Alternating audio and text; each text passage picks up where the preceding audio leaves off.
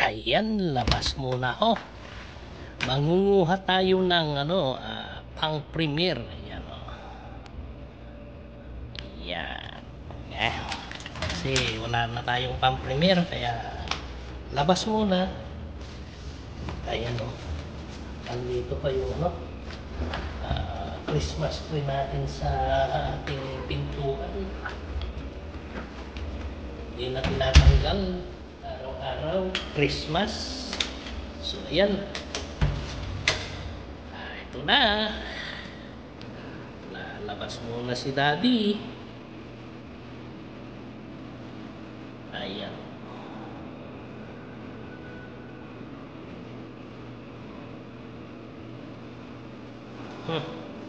Sige. Tayo'y lalabas muna. At nang makita ang dulo-dulo ng ating sasakyan labas. Ito yung nung nakaraan na binidyo ko is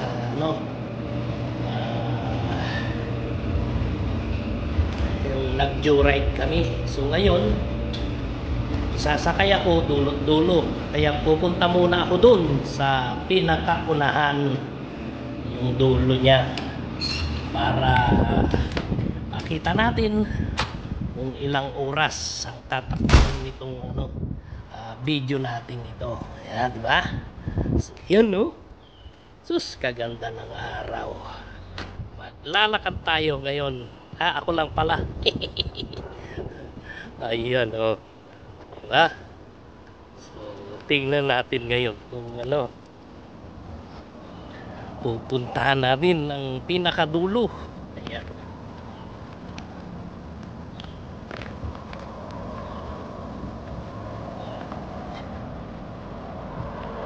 Pinakadulo ng ating lalakarin ito. Mahaba-haba. So yan, no? Tawid tayo dito sa kalsada. Tawid muna ako sa kalsada. Ito lang ang kalsada dito. Maliit lang ang kalsada dito. So yan. Muna tayo kasi may mga yun, no? Yung ginagawang mga kalsada dito, yung nire-repair. Ayan. So ayan, oh. Ang ganda ng panahon. Ayan. So punta tayo doon sa pinakadulo. Lakarin natin ito. So ito isang pang-premier na rin. Ayan, oh. So yung tirahan namin, yan lang, oh, yung building na yan.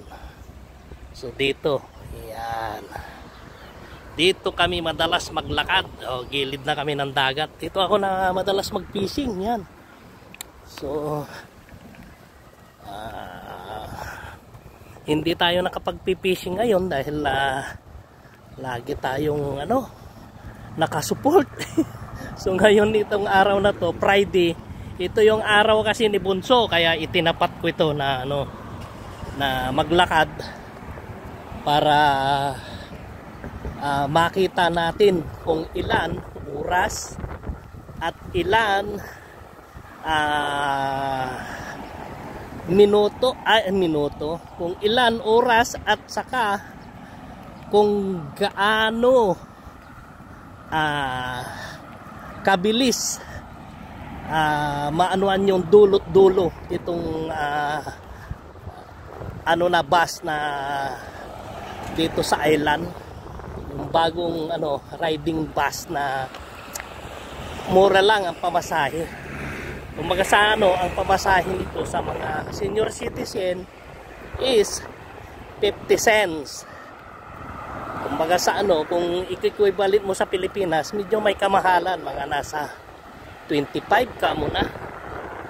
Kano bang palitan ng ngayon? So 50 cents a dollar, 50, so 25 cents nga ay $25 ka muna palitan. So hindi naman siya kabigatan pag nandito ka sa Saipan. Hindi siya gaanong mabigat. Pero pinakamura na, ito'y affordable sa mga kababayan natin dito na walang sasakyan. Dahil yan, pagpupunta ng mga store, mga grocery, dental clinic, yung mga walang sasakyan o kaya yung mga senior citizen na wala silang family na mag-ride sa kanila sa along the beach road o pupunta ng mga dental clinic. Ito'y maganda na napatupad ng ating gobyerno, itong bus na to, kasi pag may mga grocery o hotel na hinihintuan nitong bus at saka mga dental, pag-renew ng passport or license, yan, itong bus na ito ay humihinto sa mga areang yun. So maganda, ganitong klase yung bus na sasakyan ko. Yan, so ganyan yung bus na sasakyan na pupuntaan ko yung dulo para doon tayo mag-start. Pero habang pupunta ako doon sa dulo ng starting ko ng video dito sa parting Garapan, so yung mga galing na dito sa Saipan na hindi na nakabalik, tapos na yung kontrata, hindi na nabigyan ng panibagong kontrata, o yung mga napunta na ng mainland, USA, na hindi pa nakakabalik dito, hindi na nakapasyal dito, is ito. Mayroon na tayo ditong bus na kumbaga sa mura ang pamasahe, para sa mga may sasakyan o walang sasakyan. Ito'y pinakamura na pamasahe. So marami ang sumasakay, lalo na dito sa dadaanan ko to na malalampasan ko, itong street market, yung Sabalo Market na tinatawag dito. Sabalo Market is tuwing Sabado, ayan, dyan sa areang yan, yung Sabalo Market. Tapos dito ako madalas mag-fishing. Yan, madalas ko mag-fishing dyan. So ngayon, kukuha muna tayo ng pang-premier natin. Naubusan na ako. So yan, tignan natin kung ilang minuto hanggang doon sa dulo nito. Kung abutin tayo ng 30 minutes, mayroon na rin tayong pang-upload, di ba? Ihu! Ayan,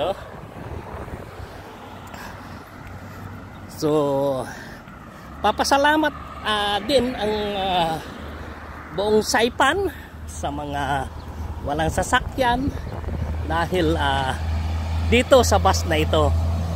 Ayan, may mga ayun, kakilala natin yon, si dating si Ed yun. Nakakasabay natin dyan sa pishingan. Itong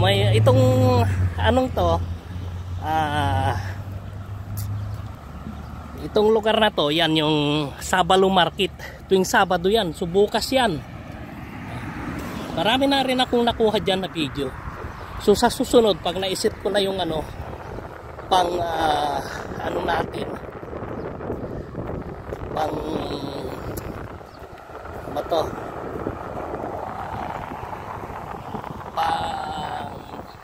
kuha natin na drone, naisip natin yan. So yan, bakit binaklas na yung nandyan na mayroon dati dyan yung signboard ng bus na sasakayan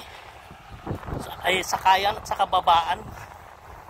Ngayon binaklas na, aywan ko bakit saan nila nilipat. Ito, tignan natin dun sa dulo kung saan nila nilipat yung bus stop na yun. Bakit wala na dyan? Dati nandyan yan yung lugar na yan. Ngayon wala na. So ito yung simbahan na dyan kami kinasal, yung Cristo Rey Church. Sinasabi nila, ayan. Dyan kami kinasal ni Mrs. sa simbahan na yan. So hinahanap ko ngayon, bakit nabaklas na yung ano, yung signboard dyan. Na, yung blue signboard, kulay blue na yun, is para sa mga yung bus na sinasabi ko na pinakamura ang pamasahe. So dito, ayan, yung palatandaan namin yan, yung flame tree at itatawag. Pero ngayon, paubos na kasi yung kulay, ay yung ano, yung flame tree na puno. Yan o. Pa? Oh. Oh, yan o. Yan. So,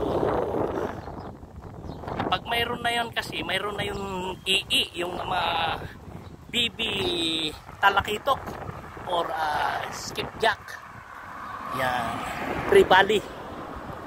So, itong signboard na to, aywan ko kung ito yung ano, ganito yung ano, mga signboard. May mga number ito na ano, ayan o, bus stop. Bus stop na yan, number 7. Yan. Number 7 na bus stop. Yan yung bus stop na susunod yan, yung number 8, doon kami. So yan o. Ayan, i-scan mo yan. Malalaman mo kung anong oras yung daan niya dito. Yan, may scan yan. Yan o. I-scan yun at kung anong oras siya dadaan. Yan, makikita mo doon, makikita nyo, makikita ko yun. Yan. So nakaano na tayo, 10 minutes dito sa ano, doon pa tayo sa mismong ano, city ng Garapan. Ito yung area kong ito is city na ito, pero sa madalit salita, virgin pa talaga ang island ng Saipan. Yan, marami pang ano, bakanting lote. Yan. Tayo magkasunod na ano, ambulansya. Pupunta sila sa kanilang ano, mga terminal. Yan. Mga private ano yon, private ambulance. So marami ng ano dito, nagbabalikan na turista. Ano na siya, ang Saipan is dadagsain na naman ng turista. So ito ipiniprepare nila yung area na madalas punta ng mga turista. Yan, daan, itong highway ito na balang araw dito is i-repair yan buong, ay alam ko ano, along the beach road i-repair nila. So makikita nyo maya maya pag nakasakay na ako doon sa bus, ano, yung mga nire-repair nilang roadway na under construction, makikita nyo. So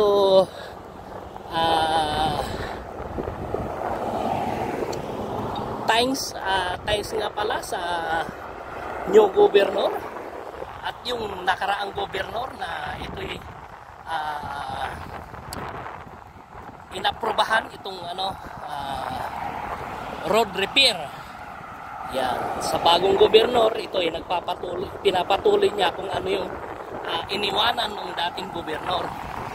So ayan, yan ang pinakamaganda na ginawa nitong bagong gobernador, kasi ang kalsada dito pagagandahin nila paghanda sa susunod na taon o this year na magdagsa ulit ang turismo. Yan. So sana matapos na rin yung building na yan. Yan yung tinutumbok ng aking camera. Yun. Yung malaking building na yan. Yan ay hotel. Pero hindi na kasi na ano, na yan, laki niyan ang hotel na yan. Oh. Laki niyan. Hindi na kasi natapos simula nung pandemya. Yun, yung building na yun. Malaking building yan. Yan ay hotel casino dito sa Saipan. Nasa ano din yan, world class pag natapos din yan. Ano, hindi nga natapos-tapos dahil gawa ng pandemya sa dito yung mga ibang kababayan natin dito na ano, nakap yung status nila is another renew. So ito na ata yung bus. Ayan. Hindi pa. Ulan sila.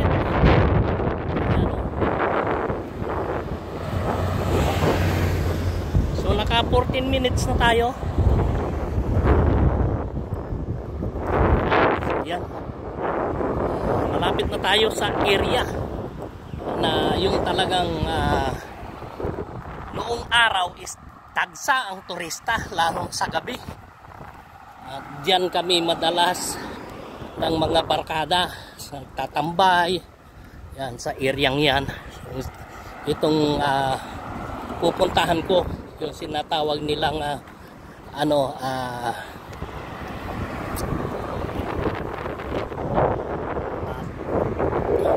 yung pinaka town proper ng Saipan. Ito city na talaga to, yung city na Saipan. Yung nilalakaran ito hanggang doon sa amin kasi sakop kami ng Garapan. So yan, dito ang mga is maganda na at ito may mga nagbabalikan na mga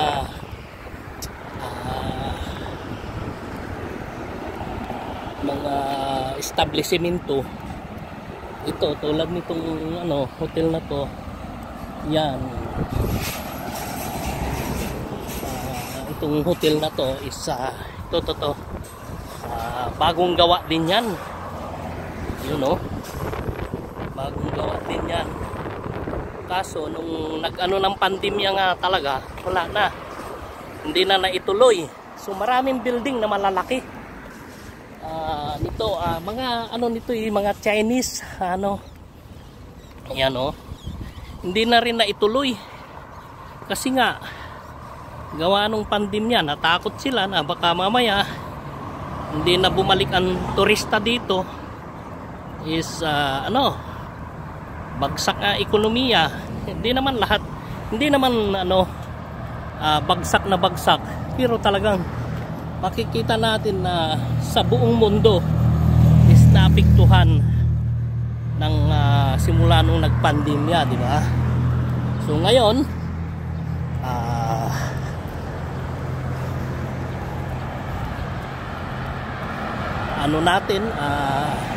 dasal natin na bumalik ulit yung ganong dito sa Saipan turista para guminhawa naman ang Saipan, magkaroon ulit ng kasi pinakapangunahin income nila dito ito yung mga ng building, saka unang-una turista talaga kasi wala namang gaano ditong farming, mga garments wala.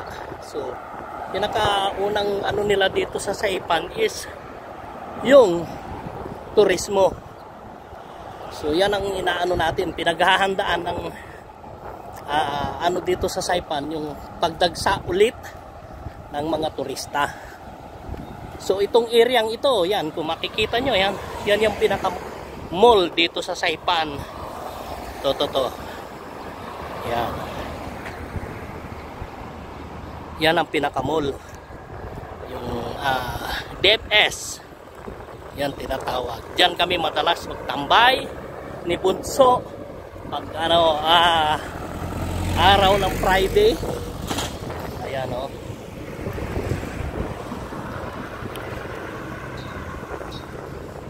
Ayun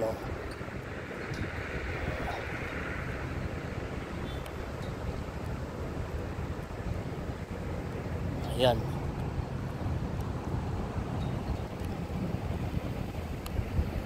So yun, no? Oh. Ha?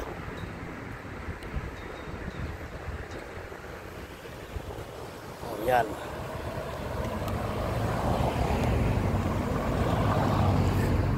So andito na tayo. Andito na tayo sa pinaka ano, yan, may mga Korean ano, mga Korean ano ba to, cafe na ano,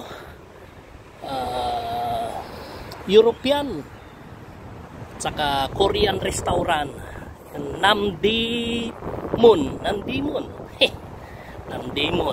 Ayan. Aywan ko kung ganyan talaga ang basa dyan. Wala na kayo, yung mga nakakaintindi ng Korea, itama nyo ako. Ayan yung DFS na sinasabi ko. Ito ang mall lang dito. Ito lang ang talagang pinakamalaki na ito na mall dito sa Saipan. Ayan. Pagka ano yan, puno yan lagi nung hindi pa nagpandemya. So ito yung hotel na pinaghotelan namin nung nakaraang linggo, yung wala ako na 2 days. Ayan yung hotel na yan. Ayan o, Grand Rio Resort. Ayan, Saipan. So doon kami sa taas niyan nag-check-in yun doon sa ano, yan diyan sa anong yan yan sa nasa 12th floor kami, yan diyan oh, yung building na yan. Mataas to, kung nandito kayo mataas yan din yan. Yan na lang mga pinakamataas na building dito. Ayan, Hapaday.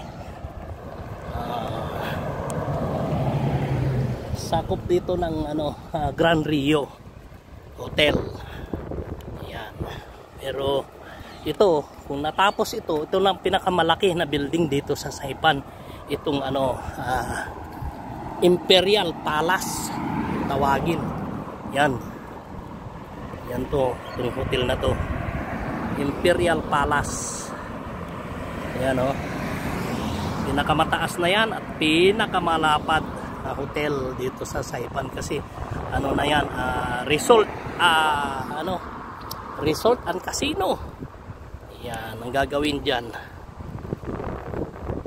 So yan, tuloy tayo. Mayroon na tayong 21 minutes na naglalakad. Abang naglalakad is Marites pa si Daddy. Ayan.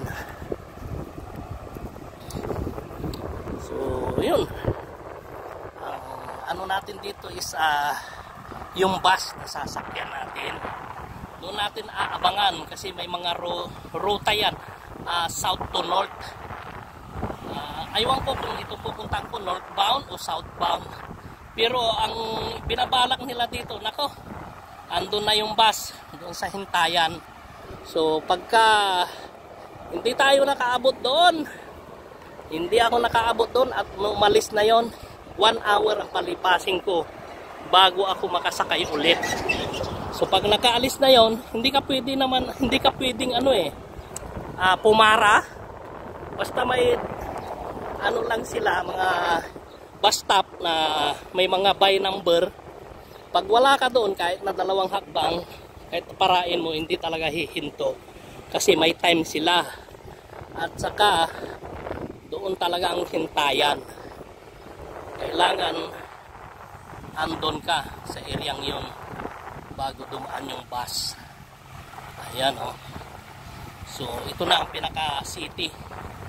Sana abutan natin. Abutan ko pala. Ayun o, nasisilip ko na doon. Ano siya, nagre-ready na siya. Iikot yan. Dulot dulo is ibibidyo ko.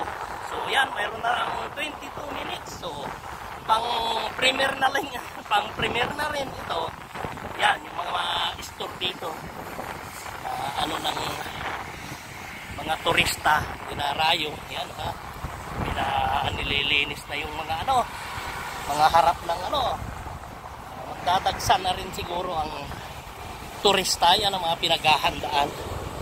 Yan o, mga turista na yun, no? Yung tourist bus na yun, no? Yun. May mga nagbabaan. So hindi pa ata bukas ang ating ano. Ito yung sinasabi ko na ano, building. Ayan o. Oh, diba? Ito yung pinaka ano niya, pinaka pintuan sa gilid. Pero hindi ito yung main door. Pero kung makita nyo, laki na talaga. Mas mataas pa sa isang hotel. Ayan nyo. Ano lang to, back door lang ito. Ayan o. Pero laki. So hindi na nagbukas. Kasi nga hindi pa tapos. Gawa ng ano nga, pandemya. So dyan din kami madalas kumain ni Bunso pag Friday. I love Saipan. Ayun yung bus. Ay, ako, hindi natin maabutan ito. 1 oras ang palipasin natin ito pag hindi ko naabutan doon. Ayan o. Sana mahintay tayo. Ako lang pala. So shout out lahat dyan sa mga nagsusupport sa ating channel. Unang-una ang aking team Walang Iwanan, ang team kong isa, Team Buyoy. Pangalawa na team ko, Team Marites. At ang pangatlo pala ang Team Marites. Pangatlo na nagsusupport sa akin yan, team support Master June. Yan, sina Aski Idna andyan dyan, Samilin. So yan, group nga team na lang. Saka ang team ano, Jollyhog, yan, Team Banner, Team Ohio, ano ba dyan, Team Samilin. Yan. So maraming team ito eh. Ano ng team support may nagsama-sama. So